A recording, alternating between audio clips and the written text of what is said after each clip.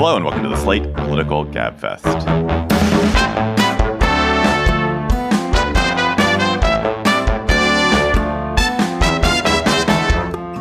November 30th, 2023, the Why Does Everyone Hate Bidenomics edition. I'm David Plotz of CityCast in Washington, D.C. I'm here, of course, with John Dickerson of CBS Primetime in New York City. Howdy, John.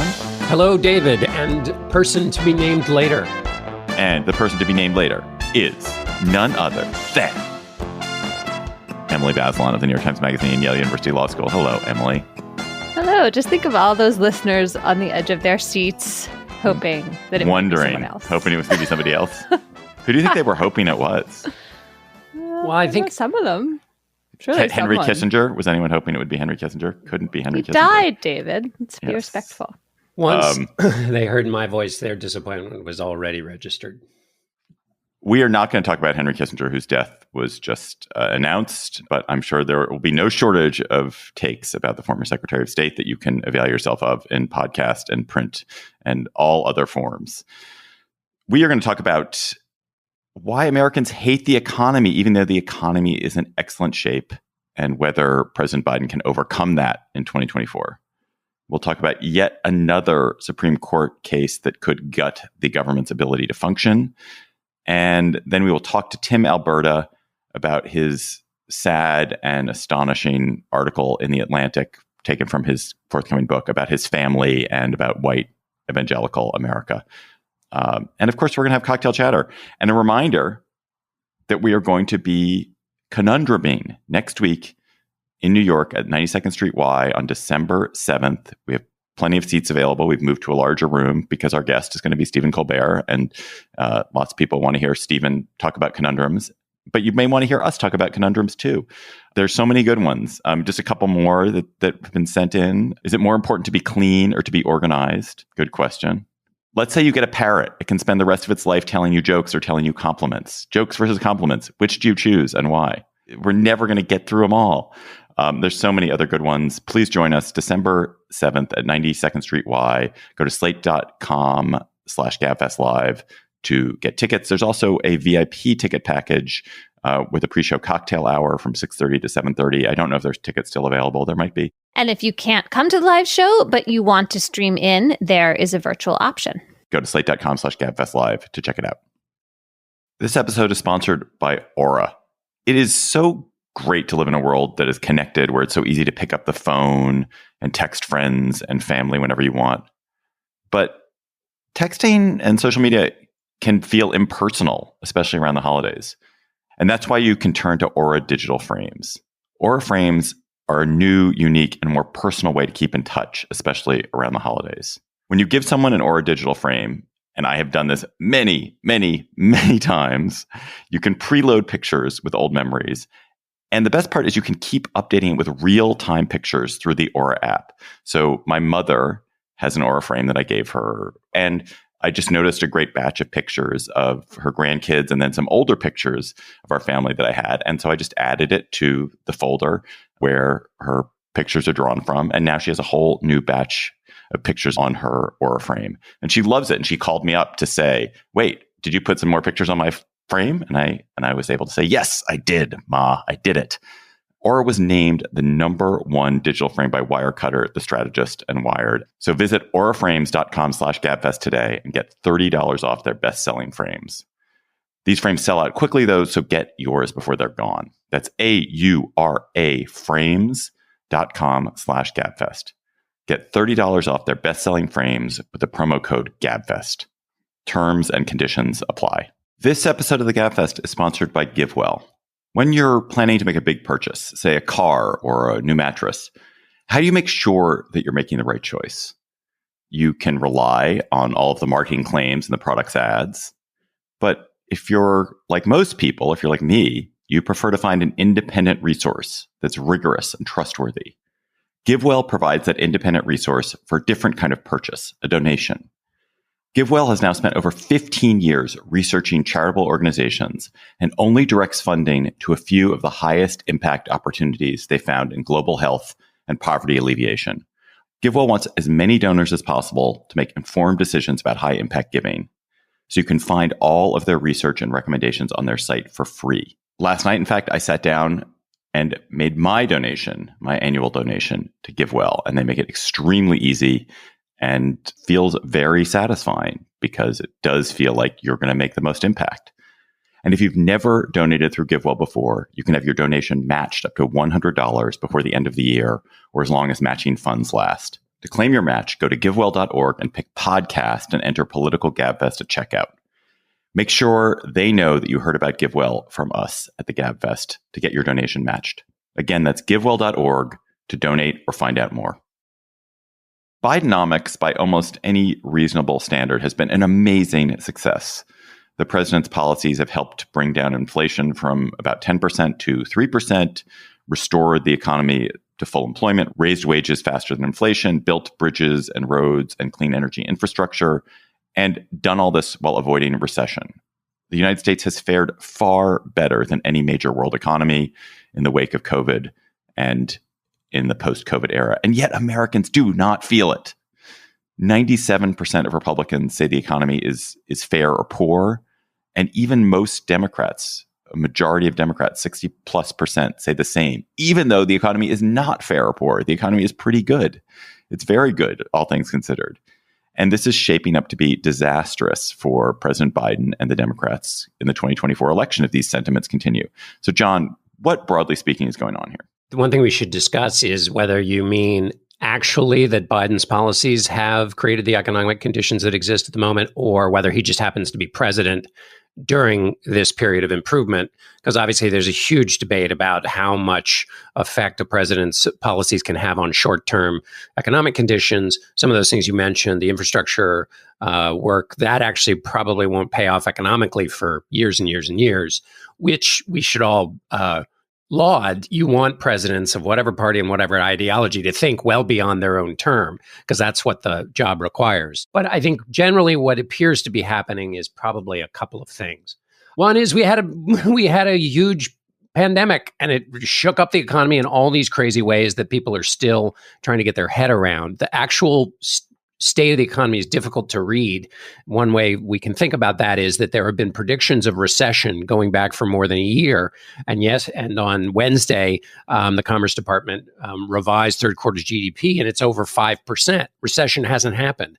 The base case now for a lot of economists is that there's going to be a, quote, soft landing, which is to say the Federal Reserve will have raised interest rates sufficiently to tame inflation, not crater jobs, and not bring America into a recession. That would have been seen as a fantasy long ago. And we should talk about the fact that there was a period in June of 2022 or the summer of 2022 where if you said that America was not in a recession, you would be hounded by all kinds of people, many of them on the right, for being out of touch with things. So we don't know how to talk about this economy, which is part of a larger problem. But I think the base case is inflation was really high. The purchasing power, people's ability to afford the goods that are a part of their lives was significantly damaged as a result of the pandemic, the supply chain shocks that were a part of that, and America is still recovering. The rate of inflation is increasing; it's just not increasing as fast as it was, and the fact that it's coming down means it's getting close to the Fed's 2% target of inflation, which is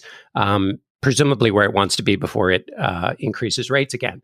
But I think the hangover from inflation is considerable.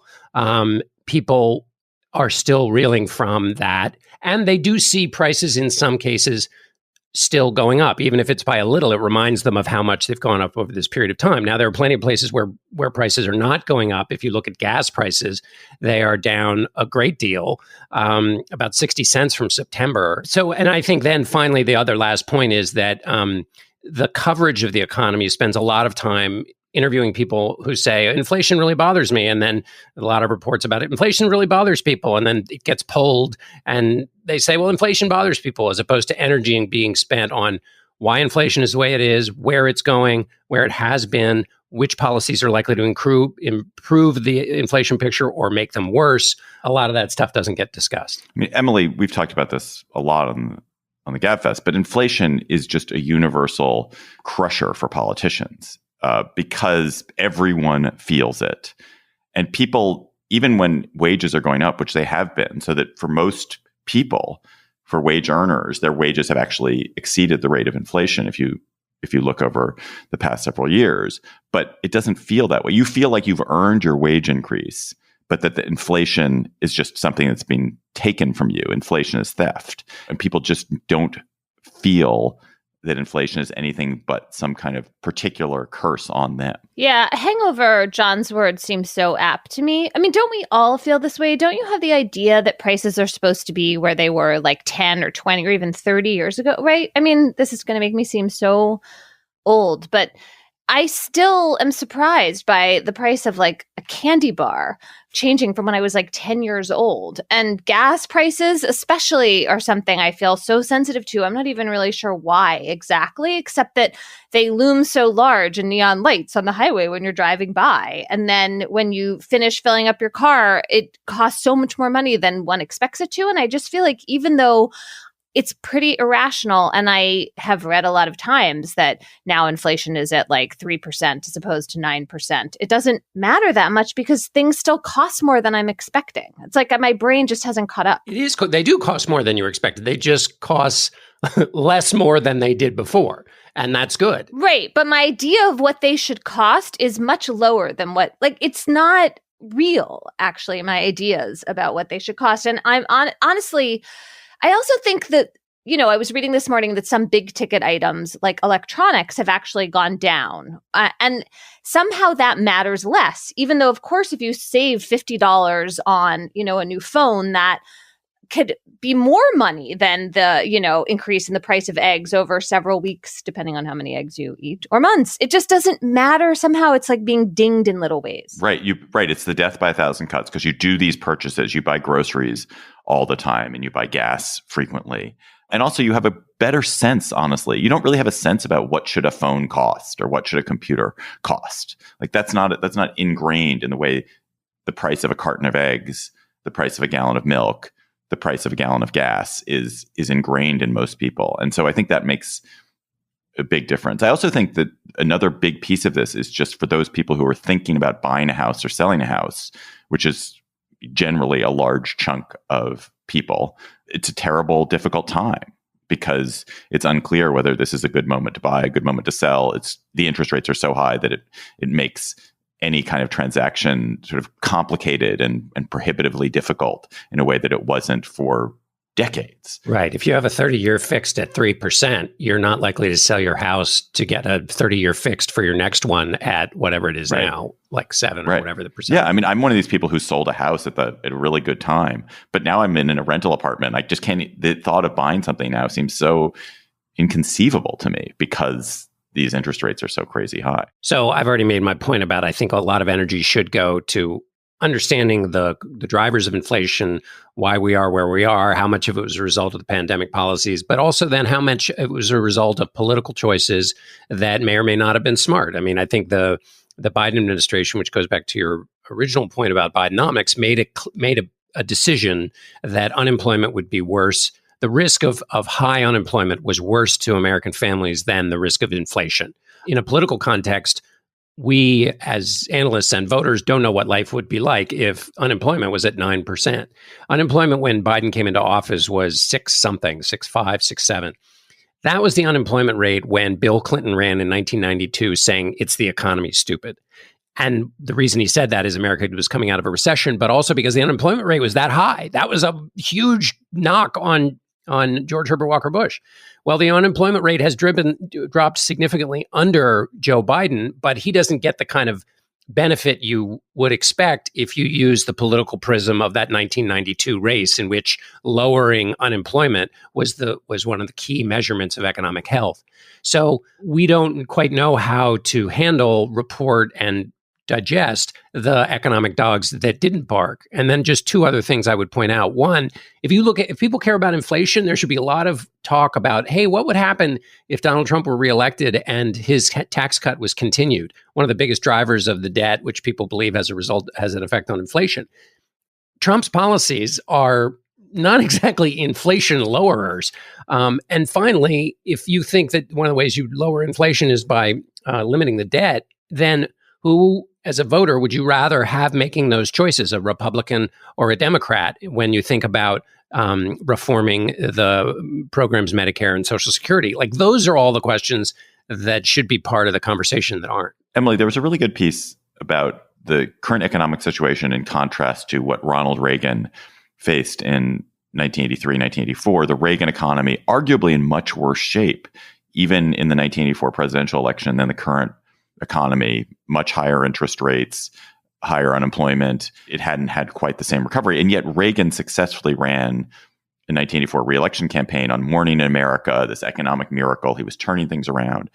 Is Biden not able to do that because he's a bad messenger? If Bill Clinton or Barack Obama had this economy, would people be talking about Morning in America? Or is it because actually it's not the message, it's not the rhetoric that makes a difference? It is something about how people feel that's beyond rhetoric.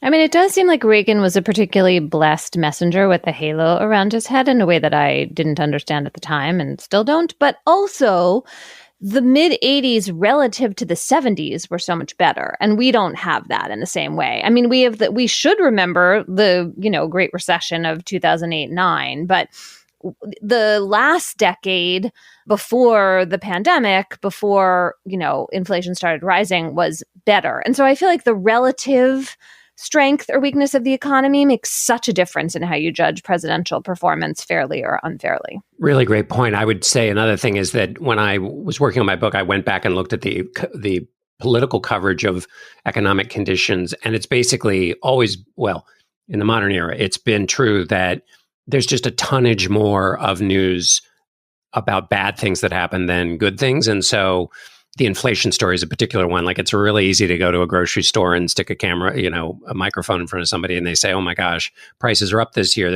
It was funny in Thanksgiving, because even though turkey prices were down and yam prices were down, overall the inflation picture on Thanksgiving was good, and yet there were still stories about how, beets Everything or something were still much. up. Something. It's just you can always find some ingredient. You can always find, and so the negative bias that's been with the news for a while has been long. But I would perhaps turn the Great Recession on its head, Emily, and say that actually people may remember the Great Recession. That in fact, people remember that it happened, and that a lot of people got screwed, but it didn't seem like the bankers did. And this system, this political system into which we used to put our faith as voters, is constantly not delivering for us.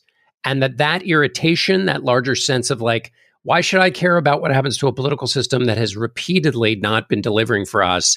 I think that's woven into some of the feeling here. I think also some of the political polling feeling is economic questions have essentially become, another way of asking, are you a Democrat or are you a Republican? That people basically see the economy. If Joe Biden's president, the economy's terrible. If Donald Trump's president, it's great.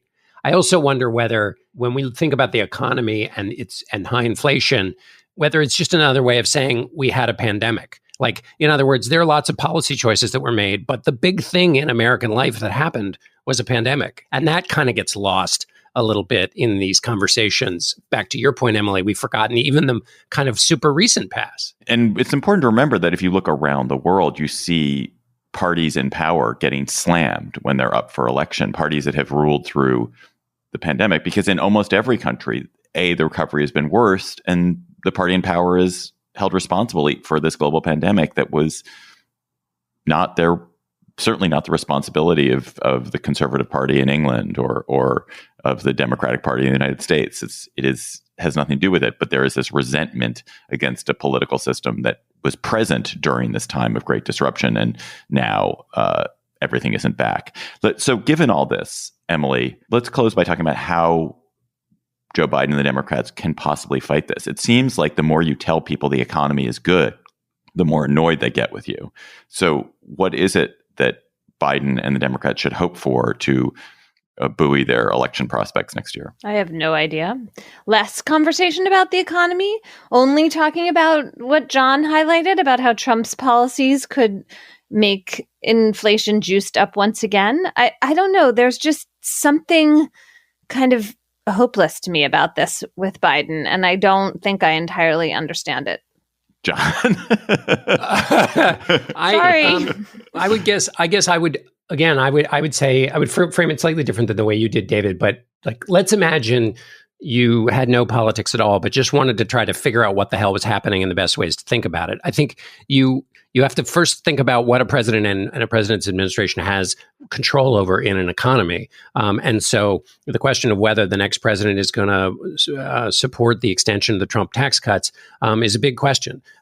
Secondarily, is the next president going to reform Social Security and Medicare, which have some deficits within their individual trust funds, and that also are major drivers of the debt, which people believe now is having an effect on the economy. Who do you want in the driver's seat when those conversations are taking place? Which is not just about specific policies, but also about whether the person in the driver's seat believes that that working together between the executive and the legislature is the way you make policy, and that it doesn't happen through some magical process that actually is unrealistic. And the reason that's important is when you set unrealistic expectations, nothing ever actually happens. I would say also when Donald Trump says he wants to get rid of the Affordable Care Act, I think that's part of the economic questions related to a president, because the way a lot of people interact with the economy is, of course, they're incredibly high medical bills, and also the economy is essentially a proxy for your sense of personal security. And obviously healthcare, the cost of healthcare, whether you can actually get see a doctor, is all a part of that as well. So those are all things that should be in the conversation, whether you're a Republican or a Democrat. I would argue that probably all of those are issues that benefit Joe Biden if he sets the stakes for what the actual next election is about. I would also add one final thing, which is not politically maybe so good, because I don't know that people pay attention to this, but the huge questions of the economy and what's happened to the middle class in the last 40 years are still alive. It's what's a part of these labor debates. It's what's a part of the disparity between CEO pay and median worker pay. It's what's a part of the education question, and whether people have access to the American dream that we've talked about before. Whose policies will give you any kind of shot at that? And then the only final point is presidents can't really talk their way out of economies where people don't feel so good. The only way they can do it really is by saying the other guy's policies are going to be worse. Do you want to hear more from us after this episode? Emily, again, mouthed no. Stick around for our bonus segment. We're going to be talking about the library. I have become a library zealot, a library superfan after many years of not going. All kinds of books at the library. I just got an email this morning about a book I'd put on hold. But I can afford to buy books, so should I stop going to the library and buy books instead? We're going to talk about that conundrum. But this segment is just for Slate Plus members. So if you are a Slate Plus member, thank you very much. You have been supporting us and allowing us to keep the show going these many years. If you're not a Slate Plus member, please consider signing up. You will get bonus segments of every episode of the Gabfest, as well as many other Slate podcasts. You'll get discounts to live shows. You won't hit the paywall on the Slate site, and a lot more. So if you are a member, again, thank you. If you're not a member, go to slate.com/Gabfest Plus to become a member today. Slate.com/Gabfest Plus. Hey, Slate Plus members, it is survey time again, which means it's your chance to tell us what you think about Slate Plus and Slate. The survey will only take a few minutes, and you can find it at slate.com/survey. Again, that's slate.com/survey. What poor victim of injustice will be protected by those stalwart tribunes of freedom on the Roberts Court this week? Why, look, it's hedge fund fraudster and conservative activist George Jarkesy, who believes he should not have to pay a $300,000 fine or disgorge $680,000 in ill-gotten gains, the fine imposed on him by an SEC adjudicator. Why, Emily? Why is poor George Jarkesy a victim of the deep state? Because the deep state is so oppressive and is depriving him of a trial by jury. That was the main message from the Supreme Court this week. This is a case that in some ways it's kind of crazy that it's before the Supreme Court, because it's yet another case in which the Fifth Circuit Court of Appeals, which is Texas and Louisiana and Mississippi, that jurisdiction has kind of gone far, let us say, and basically saying that the SEC shouldn't exist anymore. Maybe it should be dissolved because just forming it was such a huge government overreach. The Supreme Court wasn't willing to go that far, but it is talking in a way, the six conservatives were talking in a way that seemed to really question the powers of enforcement of federal administrative agencies. And so immediately the issue here, yes, is the SEC and whether it can use administrative law judges in a federal agency to allow the government to sue people like George Jarkesy. And so basically we're talking about civil actions that federal agencies bring against people where they end up having to pay damages, but they don't get a jury trial. The thing is, it's not really just about the SEC because there are a lot of federal agencies that bring enforcement actions. So think about the IRS, the EPA. There's a pretty long list. And the way that the justices were talking about administrative law judges and their powers within agencies that are different from federal courts with the jury trial seemed like it could end up being very sweeping. It's a really complicated case. And there are some implications that administrative law judges as a category should not exist, even though there are thousands of them, because the president doesn't have the power to remove them. In the same way as regular federal judges. Well, no, not as federal judges. The president doesn't have the power to remove federal judges. Oh, wait. In the same way as he has other administrative officials. Because they're too insulated from presidential control. So that's one thing they're considering. So, Emily, this is not the only case that the Supreme Court is going to consider this term, which would really gut the power of federal bureaucracy and the federal government to do its job. So it's also going to take on a case involving Chevron deference. Why is this case different than Chevron deference? Chevron deference is about the standard that federal courts use to review the actions of federal agencies when those agencies are making regulations based on not entirely crystal clear written statutes. This case is about the idea that these administrative law judges oversee civil actions against defendants. It's about the enforcement powers of the federal government. And that's why this is in some ways an even more fundamental potential blow.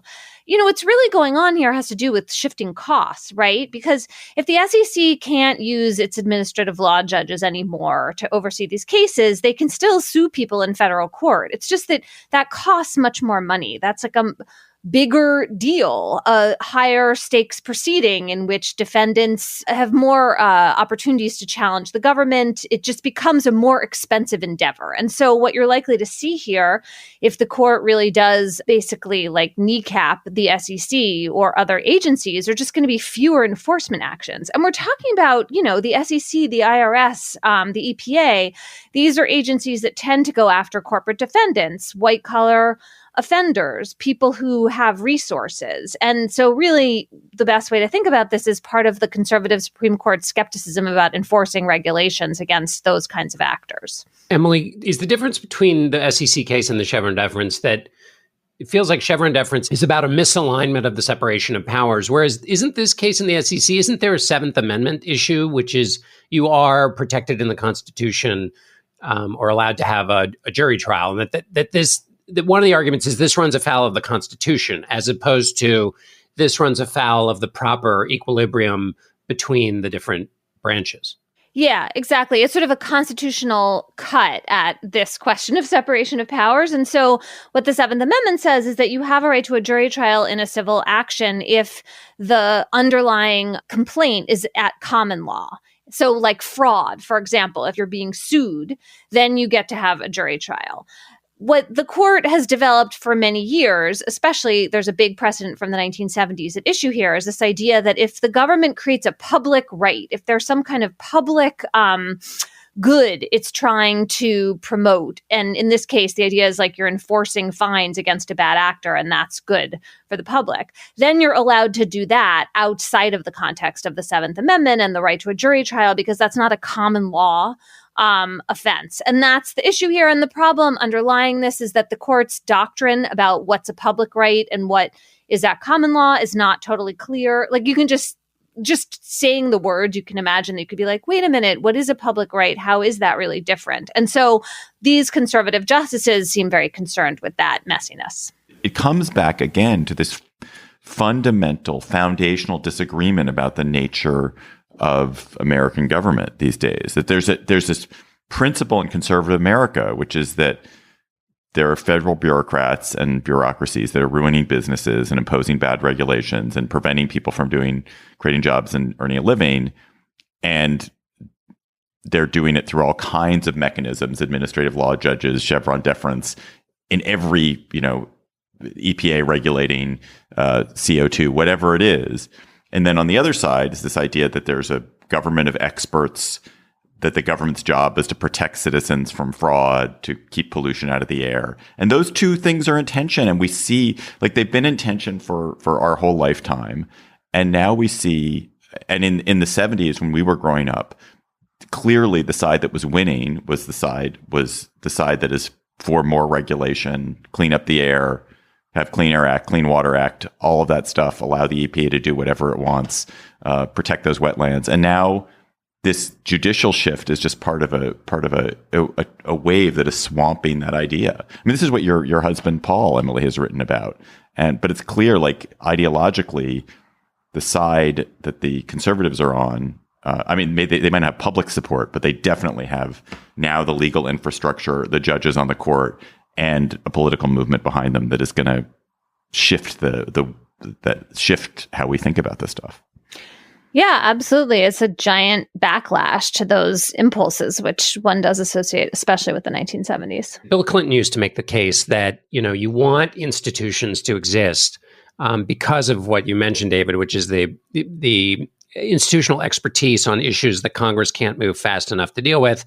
You can't readdress every complicated advancement of modernity but by getting Congress together and getting its act together. So you need power to be given to the agencies. On the other hand, institutions become institutionalized and they get sclerotic and they have flaws.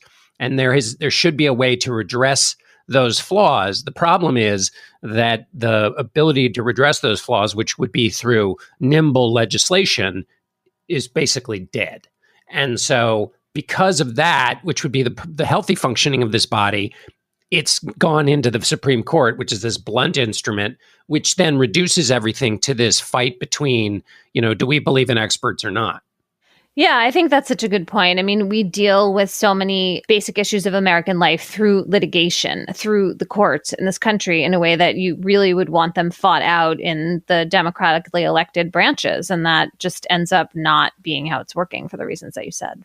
And now with a record number of people leaving Congress, we're going to have a younger, dumber Congress that is more radicalized. And so the prospect for tailored legislation would seem to be a little bit darker.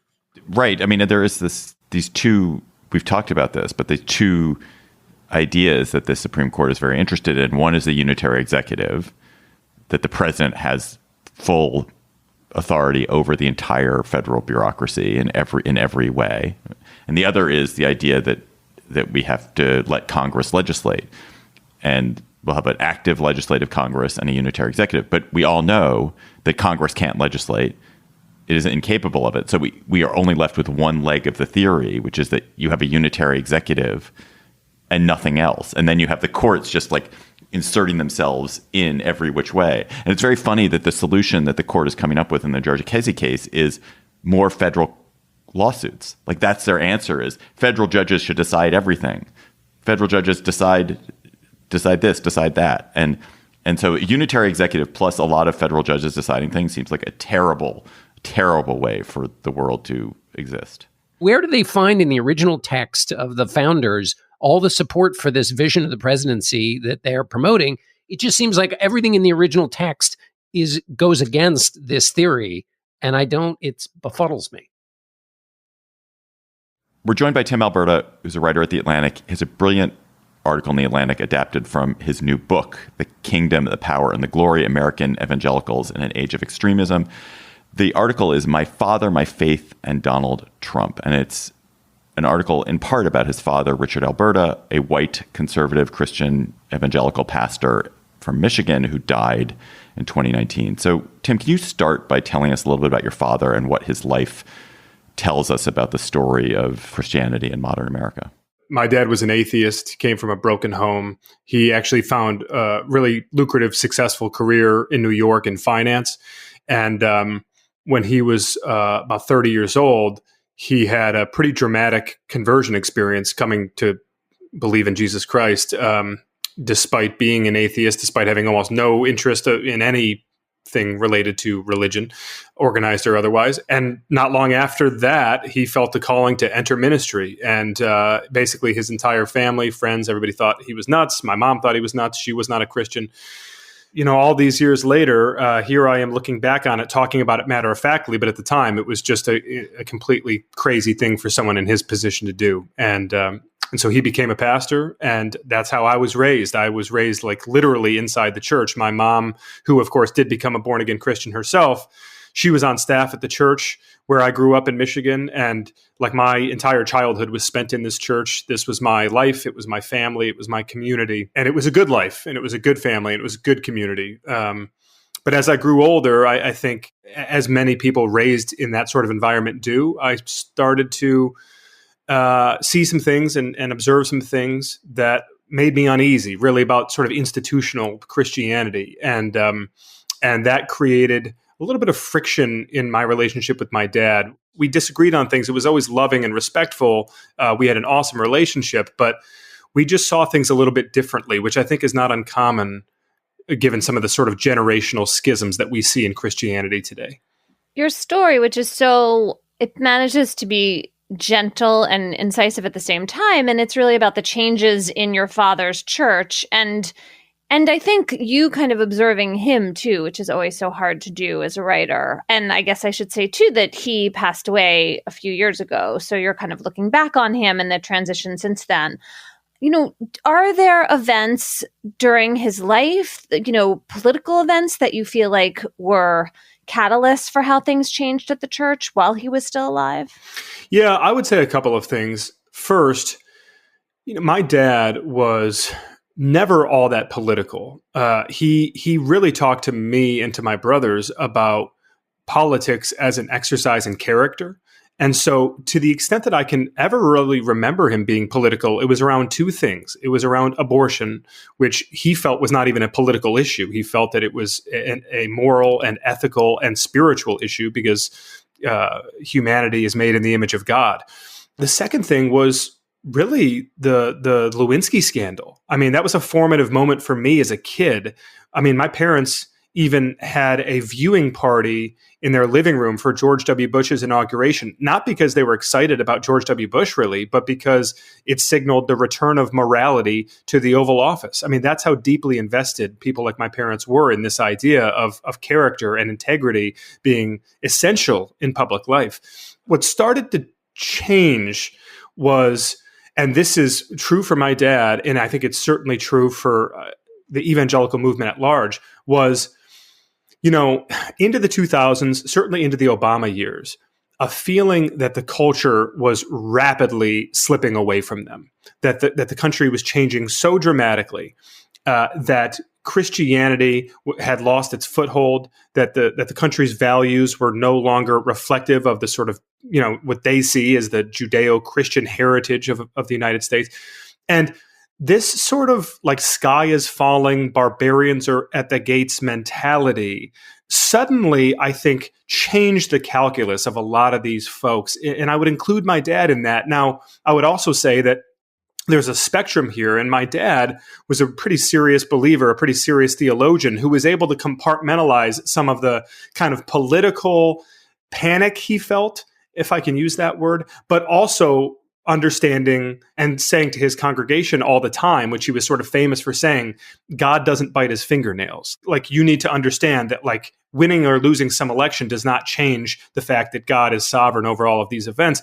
But all of that sort of almost apocalyptic rhetoric inside the evangelical movement that was building and building and building, predating Trump, I think in some ways kind of framed Trump's own shotgun marriage with the evangelical world, because here's this guy who, despite not sharing their values, not sharing their beliefs, his superpower is that he can act in ways, he can do things, he can say things that are not restrained by a belief in Christ. And so that Trump's rise specifically, in a lot of ways, was really the culmination of this kind of decades-long trend that we'd been seeing. And I think for my relationship with my dad, it was really when things started to get tough, because we just did not see eye to eye on Trump and specifically how Trump commingled with evangelical Christianity.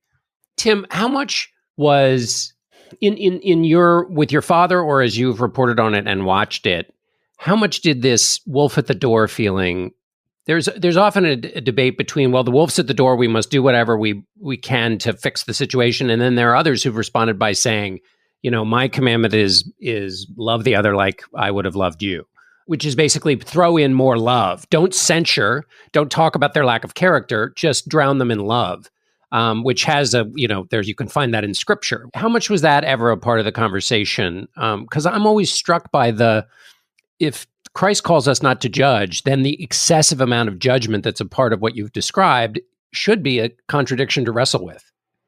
It's a heck of a contradiction to wrestle with, John. And I think in many ways, what I try to do with this book is to examine the fracture within the church now as it pertains to what you were just describing, and also to even take it a step further, perhaps, which is to say that, the New Testament model where the early church operates under a sort of paradigm in which we are instructed to be incredibly gracious and loving and generous towards the outsider, because they don't know better. They don't know God. They are not in relationship with God. And therefore, it is incumbent upon us to show them the mercy and the love, unconditional love of Jesus.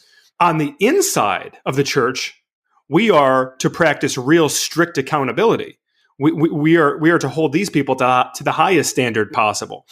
And that New Testament model in the modern age of evangelicalism has been completely inverted.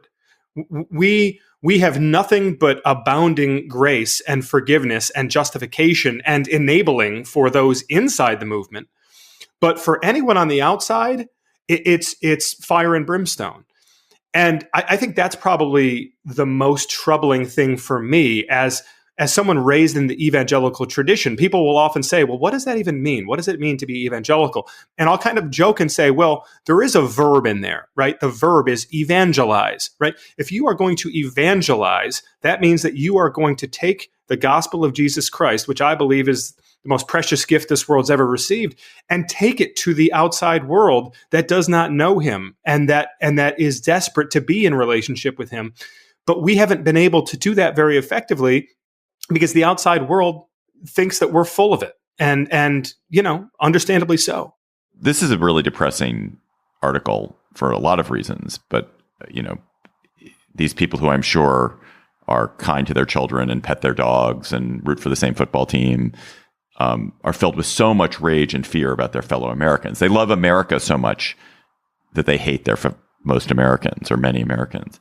And I guess my question to you is, after spending so much time with your neighbors and your family and in a world that a lot of people who live in journalist circles don't transit very much, is there any antidote? Do you feel there's any antidote to this? Is there any way that this fever might break or move in some kind of healthier direction? Or do you see no positive signs in that way?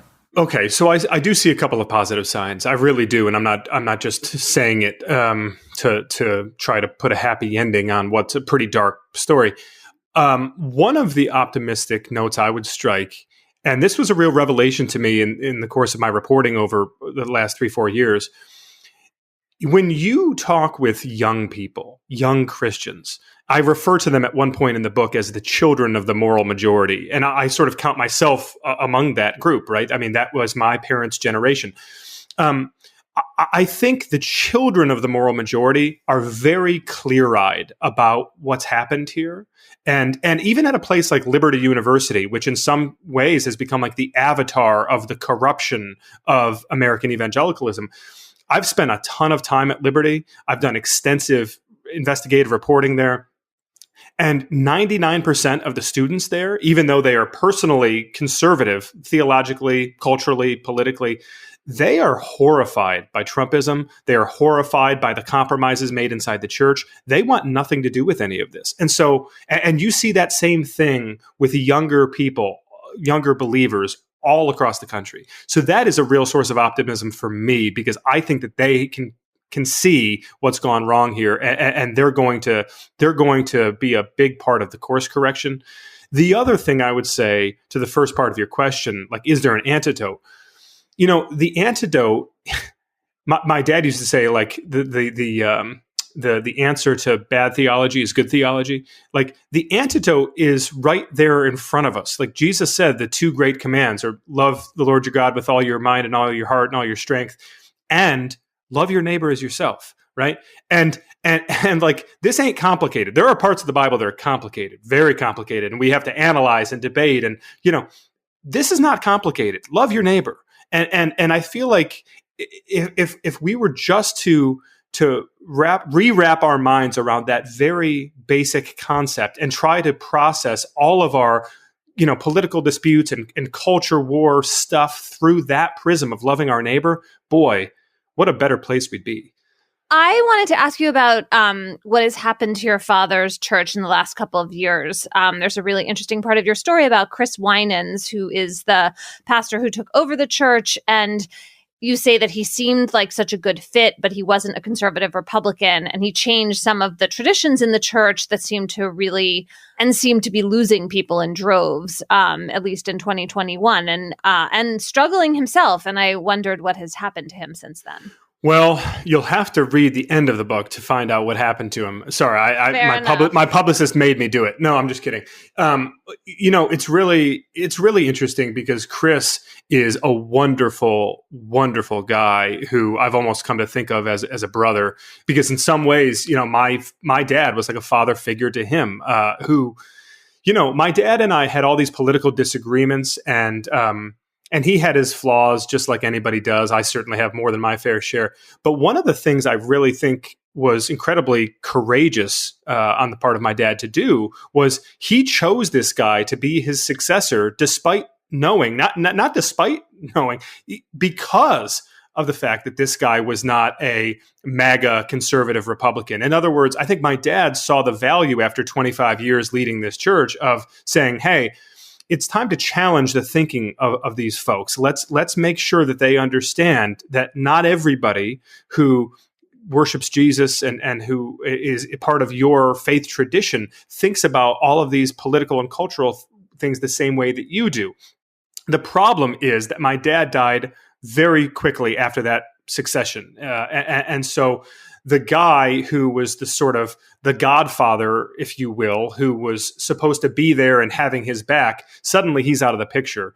And then COVID-19 hits and George Floyd is murdered and Donald Trump says the election is stolen. And the next thing you know, the church is just sort of spiraling out of control. And this young guy who just wants to preach the gospel and who doesn't care about all the political stuff, he's basically being run out of the church with, torches and pitchforks. And he gets to a place where he starts to wonder if it's just time for him to walk away from the church, maybe even walk away from ministry.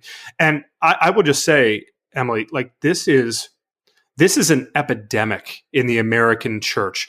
You have pastors everywhere, and I talk about a lot of them in my book, who they went to seminary, they learned Greek, they have incredible biblical minds. They never learned how to deal with racial tension. They didn't take a PhD level course in sort of untangling the culture war disputes boiling over in their congregation. So they're completely ill-equipped for this. And a guy like Chris, who thinks, well, I love the Lord and I know my scripture inside and out, and I want to disciple people, that's not enough anymore for a lot of these guys. That's the most striking thing, is that when you can't point to, John 15 and say, all right, everybody back to the central point. Like, if you lose that power, if people are like, yeah, whatever, love the other, then like, oh my, it just, what you just described feels like such a, where do you go next? Which leads me to my question to you, Tim. So, I'm also a fellow Christian, but a Catholic. And so the Catholics have had their share of reasons to be disappointed in their church and their church leaders, and the perversion, what a lot of people would say, of Christ's teachings in the daily lives of the people that Catholics turn to for guidance. So I've had my own, winding relationship. If it's not too personal a question to ask, how's your faith? It's not too personal of a question to ask, John. I'll be really honest with you guys. I was so worried about my faith at the beginning of this process. By way of context, I had just come off of, covering the Trump presidency and really spending the last 10 years writing about the implosion of the Republican Party and the rise of like the militant far right and, getting a lot of death threats and dealing with a lot of unpleasantness. And as my follow-up assignment, I chose the crack up of the American church. And my wife even said to me, are you sure you want to do this? This might not be good for your mental health. You're already in kind of a fragile place. And I have to say, if you're listening to this and you're not a believer, you might think that I'm whacked out or whatever. That's fine. But my relationship with Jesus has never been better. And I've just leaned on the Lord throughout this whole process. I've never felt, I keep waiting for this feeling of the carpet being pulled out from underneath me and feeling like I'm alone and adrift. And I haven't felt it. And I thank God for that. I just think that he's been really faithful to me throughout this process. Tim Alberta is the author of The Kingdom, the Power, and the Glory, American Evangelicals in an Age of Extremism. Tim, thanks for coming on the Gabfest. You guys are great. Thanks a lot for having me. Let's go to cocktail chatter. Emily, when you're boozing up to prepare for our Conundrum show, what are you going to be chattering about? I have been thinking about the photographer Larry Fink this week, who died at the age of 82. He was this kind of amazing studier of contrast. His work is both about these elite socialites, these beautiful pictures of people at parties or, singing at nightclubs, and then also about very working class people in Martins Creek, Pennsylvania, a place where he took a great deal of pictures. I had the privilege of working with him a bunch of years ago on a story in Louisiana about people who had been convicted of crimes and who were innocent, and they had been convicted by juries that were not unanimous.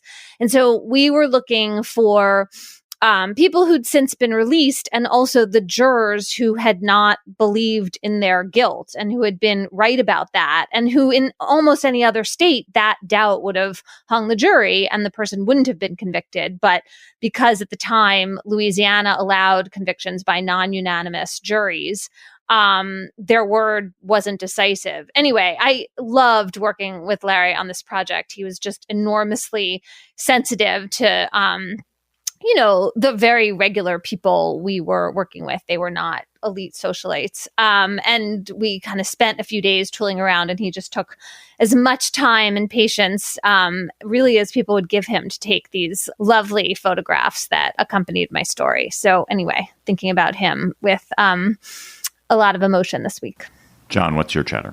My chatter is, we got a log roll and a chatter. One is the Judd Apatow's Bob and Don, A Love Story, which is a short film about the friendship between Bob Newhart and Don Rickles, two comedians from a period in the 60s and 70s that was kind of our growing up, I guess, a little bit. But anyway, it was, it's beautiful. The second thing is that on CBS Sunday Morning this Sunday, I have an interview with Liz Cheney, who has a book out. And I went down to Charlottesville to interview her, where she is a professor of practice at UVA. And I think it's worth checking out. And so it'll be on this Sunday. And I hope you'll all watch it. I was just reading about that book. Sounds fascinating. Excited to see that. My chatter is about a death, another death, and one that really moved me, not Henry Kissinger. I saw the news this morning, we're taping Thursday morning, that Shane MacGowan, who was the front man for the Pogues, died. It was Christmas Eve, babe, in the drunk tank, an old man said to me, won't say another one. And then we sang a song. The Pogues, if you don't know them, are an Irish punk band, late 70s through the 80s into the early 90s. I guess they still tour today. Shane was the front man in their first 15, 20 years or so. And terrible teeth, alcoholic, just a wreck of a person, but an extraordinary songwriter and performer. And no music has meant as much to me in my life as the Pogues. They were the first concert I ever went to was a 930 Club performance of the Pogues, the old 930 Club. Shane MacGowan was just drank an entire bottle of whiskey during the show, collapsed on the stage. Saw them a couple of years later at Merriweather Post Pavilion, maybe with 10,000 Maniacs. He drank a huge amount, fell asleep on the stage. He was a person whose life was chaotic and terrible, but he wrote songs that were just they were gorgeous and moving and deeply emotional, and like really captured the experience of Irish immigrant life in England and Irish life. Dark Streets of London, Dirty Old Town, A Man You Don't Meet Every Day, Pair of Brown Eyes, Fairy Tale of New York. And he was, I'm not drawn to self-destructive people. I'm that nostalgia, that romance doesn't move me at all. But I was drawn to Shane MacGowan because he was just such an extraordinary performer. And I think everyone who was a fan of the Pogues, whenever you meet another fan of the Pogues, you talk about how like you couldn't believe that Shane MacGowan was still alive. Like I remember even when Shane MacGowan was 30 and we talk about Shane MacGowan, you're like, how is he still alive? He's obviously so self-destructive. And yet he lived to be 65, which is an extraordinary triumph. But man, I appreciate the music that he brought to me and in my life. And I will miss him. We have a wonderful listener chatter this week. Also an Irish listener chatter. Actually, you guys have been sending us great chatters, emailing them to us at gabfest@slate.com. And it's actually really appropriate that we have a poetic Irish chatter from Nicola Reddy in Dublin. Dear Gabfesters, it's Nicola here in Dublin. For all the cat lovers out there, I wanted to point you towards a sweet poem written over 1,000 years ago by an Irish Benedictine monk. Known as The Scholar and His Cat Pangerbawn, the poem was found scribbled in the margins of a 9th century manuscript, like an ancient doodle. In it, the scholar compares his work to that of his pet cat. He chases words while his cat chases mice, and the two of them work together peacefully, side by side. Here are a few verses from the poem which are translated from the Old Irish by historian Robin Flower. I and Pangerbawn, my cat, 'tis a like task we are at. Hunting mice is his delight. Hunting words I sit all night. Better far than praise of men, 'tis to sit with book and pen. Panger bears me no ill will, he too plies his simple skill. So in peace our task we ply, Pangerbawn, my cat and I. In our arts we find our bliss, I have mine and he has his. Practice every day has made Panger perfect in his trade. I get wisdom day and night, turning darkness into light. Wishing you all the best, Nicola. Can you see the hairs on my arms standing up? John, I can see it. Oh, yeah. Wow. I knew that would be a Dickerson pleaser there. This is an everyone pleaser. Send us your chatter, gabfest@slate.com. Top that one.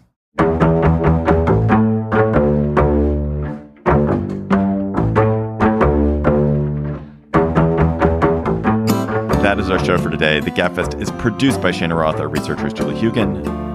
Our theme music is by They Might Be Giants. Ben Richmond is Senior Director for Podcast Ops, and Alicia Montgomery is the VP of Audio for Slate. Please join us at our Conundrum show at the 92nd Street Y next Thursday night, December 7th. Get tickets at slate.com/GabfestLive. We really want to see you there. For Emily Bazelon and John Dickerson, I'm David Plotz. Thanks for listening. We'll talk to you next week.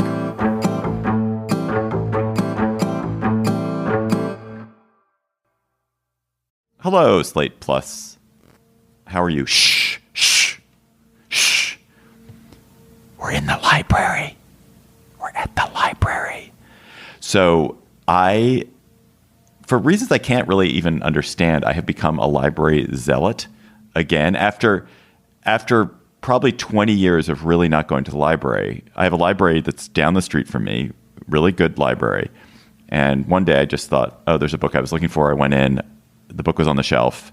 It was actually The Wizard of Earthsea, the Ursula Le Guin book. I realized I'd never read The Wizard of Earthsea. I was like, I'll go read it. I don't want to go buy it. I'm walking by the library. I'll go in, and I didn't even have a library card, but it took me 2 seconds to get another library card. Though I've been going to DC public libraries for 53 years. And anyway, and since I've now become a habitué of the library. I have now half a dozen books on hold. One was just released to me today, which I'm going to go get after this taping. And I am loving it. But I've been struck by this moral dilemma, which I need you guys to help me solve, which is I can afford to buy books. I have written books. I believe book authors should be supported. Am I doing wrong by borrowing Kylie Reid's book, Such a Fun Age, from the library, or Anthony McCartan's book, Going Zero, from the library, rather than buying it and supporting these authors who've worked so hard, more directly supporting these authors who've worked so hard? So should I stop going to the library? I don't think anyone should feel guilty ever for taking a book out of the library. I don't know. I just can't. I think part of it's that I grew up basically never buying books. Like, we went to the library all the time because with kids' books, you read them so quickly. I don't know. It would just be really hard to keep up if you weren't going to the library. I think it's also totally great to buy books, but the notion that like one is better than the other is foreign to me. I agree. If you write books, you are in the community of book reading. You are, and so while it might deprive you of, your royalty share or something, if people go to the library, people who go to the library are tilling the earth that is the prerequisite for the whole book experience. So, of course, you should go to the library and do whatever you want. I write in my books, and so I can't do the library because I like to mark up my books and I like to have, the little Post-it notes in them, and so that doesn't work for me. But libraries in the modern age as a non-technology oasis, where you can create spaces for deep thinking and for long looking and for focus, I am so into. So I'm all for libraries and for your... That was just a snippet from our Slate Plus conversation. If you want to hear the whole conversation, go to slate.com/Gabfest Plus to become a member today.